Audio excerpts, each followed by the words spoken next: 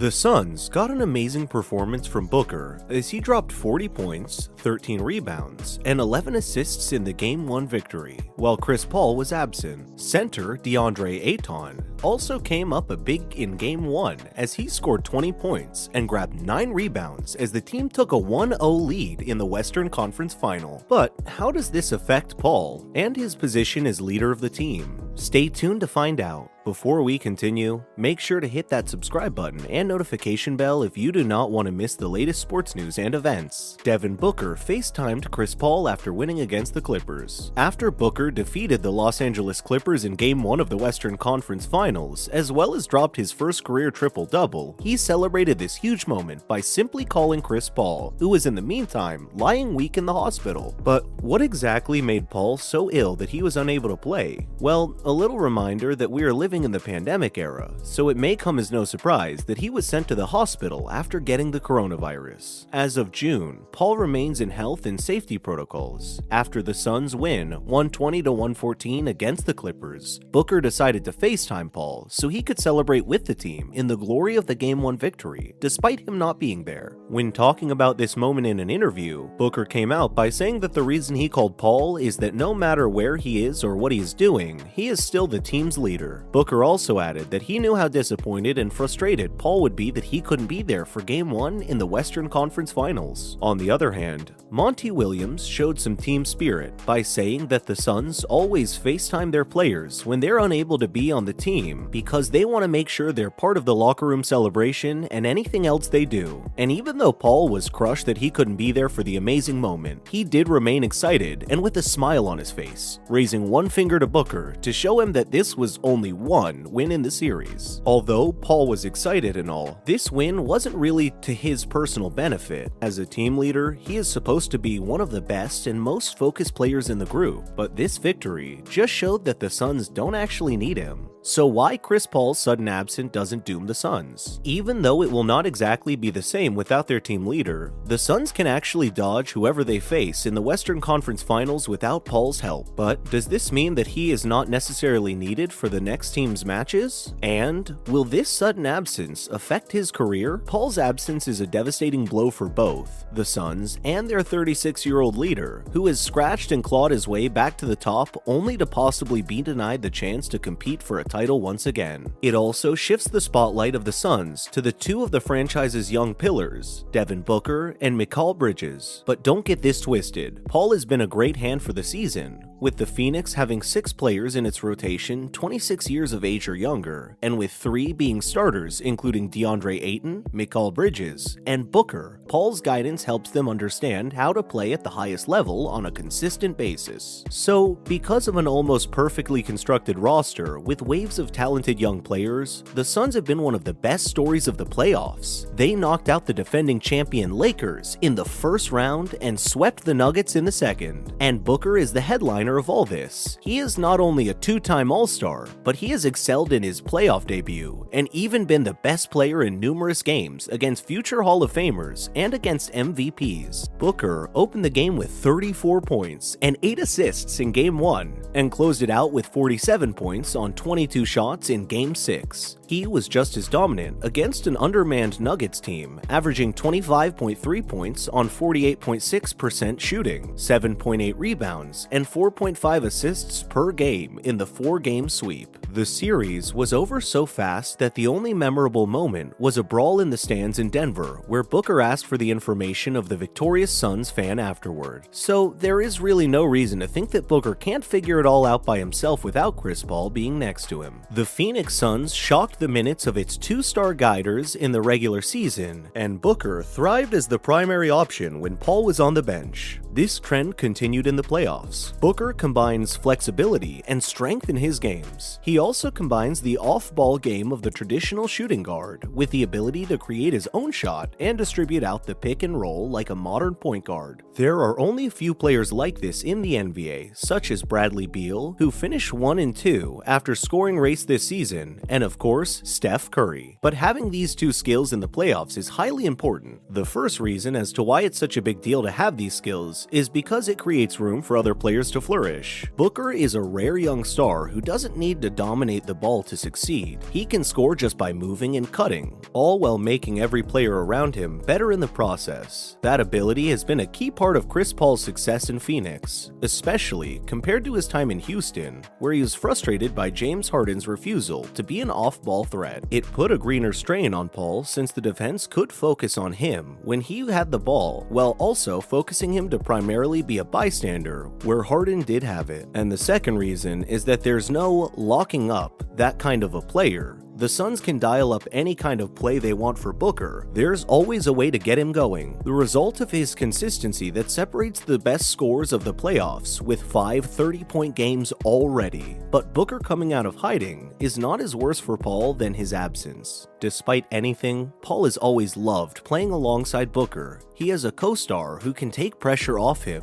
and allow him to run the offense, and then take over for him and run it out when he sits out. Now, with Paul out for some time, Booker will need to use his unique skills to make each play easier for some of his less heralded teammates. But what is not as good for Paul is Mikal Bridges, who has been succeeding in a limited role in the playoffs. What that means is that while Bridges doesn't touch the ball as often, good things happen when he does. He's averaging 12 points per game on 44.9% shooting this postseason while being 6th in their rotation in touches. Bridges is a force multiplayer in every lineup that he's in. The Suns can run plays for Bridges without taking the ball from anyone else, and, like Booker, he can thrive running almost any kind of match. Either opponent will also put the spotlight on Bridges' elite defense since he will be the primary defender on Paul George or Mitchell. Bridges is one of the league's most versatile defenders, with the physical tools to match up with players at all 4 permanent positions. But Bridges doesn't just make those players work, he's the rare defender who can actually win his matchup in the playoffs. He averaged 16 points per game on 53.5% shooting against the Nuggets, compared to Porter's 15.3 points on 38.2% shooting. Playing with Bridges is an incredible opportunity for Booker, as it gives him the chance to become known as an elite athlete, and because he will never be like Kawhi or Kevin Durant, he needs a stopper like Bridges next to him. The same dynamic exists for most of the other great young guards in the West, from Luka to Mitchell to Murray, and there's no one like Bridges on their team.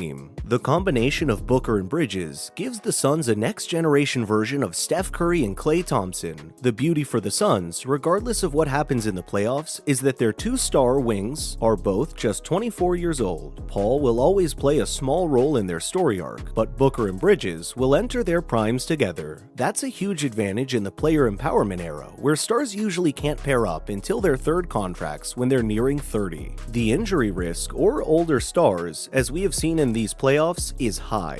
Booker and Bridges have the odds in their favor, and they might just become a problem for the rest of the West for a long time. But do you think all of this will affect Paul for the next season? Will he get less acknowledgement? We would love to hear your thoughts in the comment section below. Thanks for watching, guys, and we'll see you in the next video.